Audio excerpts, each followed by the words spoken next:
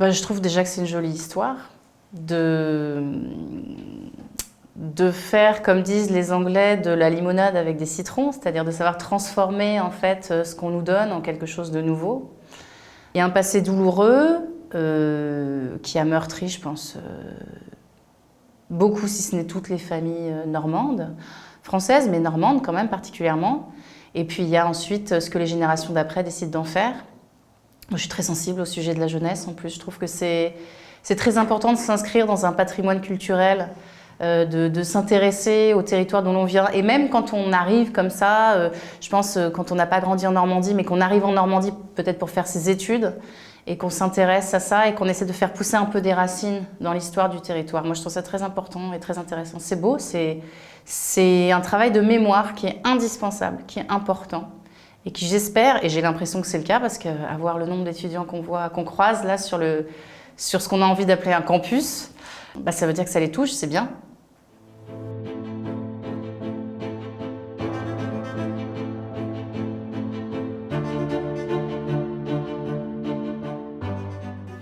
Très intéressant parce que justement il faut faire toujours attention aux images qu'on utilise en archive. Pourquoi? Parce qu'il y a celles qu'on a et celles qu'on n'a pas.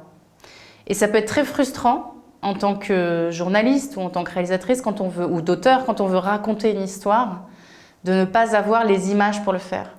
C'est-à-dire que quand on travaille avec l'archive, on peut partir d'une histoire et chercher les images qui correspondent à cette histoire, ou au contraire partir d'une image et raconter l'histoire autour de cette image. Et souvent, par facilité, on part des images parce qu'on sait qu'elles existent. Et moi, mon média, c'est la vidéo, donc on a besoin d'images. Donc on ne peut pas raconter une histoire sans images. Mais malheureusement, il y a des histoires qu'on ne peut pas raconter parce qu'on n'a pas accès aux images. Et donc c'est à ça que je pense. Je pense notamment, par exemple, dans la série, on a voulu parler de la résistance russe, c'est-à-dire au choix d'entrer en guerre de Poutine et de son gouvernement. Et en fait, ces images-là n'existent pas. On n'a pas accès à ces images de gens, de la population russe, qui s'opposent à la guerre de leurs propres dirigeants. Et ça, c'est important aussi de se souvenir que quand on regarde des images, on regarde celles qu'on nous montre, mais on ne voit pas celles qui n'existent pas. Et donc, il faut quand même faire l'effort toujours de raconter qu'elles existent, même si on ne les voit pas. Ça, c'est toute la difficulté, je trouve, de mon métier, d'arriver à intéresser les gens à des sujets qu'on ne peut pas montrer et qu'on ne peut pas raconter par le biais de l'image. Voilà, c'est pour moi vraiment le point d'achoppement du travail de l'archive.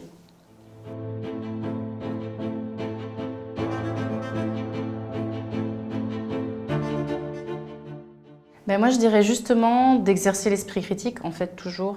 J'ai l'impression qu'aujourd'hui, en fait, on a pendant tellement de temps, je pense aux générations précédentes, ont tellement pris pour argent comptant les images, justement, qu'on leur montrait, que la génération actuelle a tendance à se méfier, en fait, tout de suite des images. Y compris quand elles viennent de sources a priori fiables, a priori reconnues, comme celles des médias traditionnels, qui quand même font un travail derrière de vérification, qui n'ont pas le droit de raconter n'importe quoi.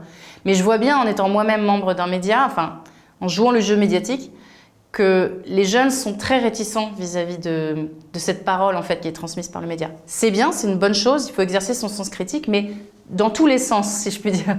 C'est-à-dire, oui, douter des images véhiculées par une chaîne d'infos en continu, mais en même temps, douter aussi des images prises sur le vif et transmises, diffuses par un téléphone portable. Donc je dirais vraiment exercer son esprit critique.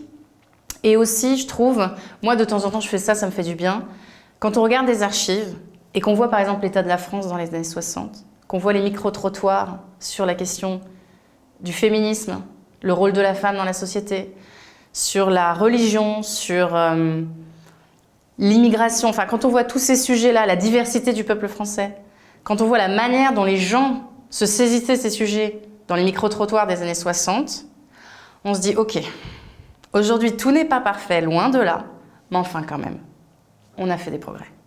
Voilà, moi je fais ça de temps en temps. Je vais sur les archives, je regarde des images horribles, racistes, sexistes, et je me dis ok, on a fait quand même un bout de chemin. Et ça, bizarrement, c'est rassurant.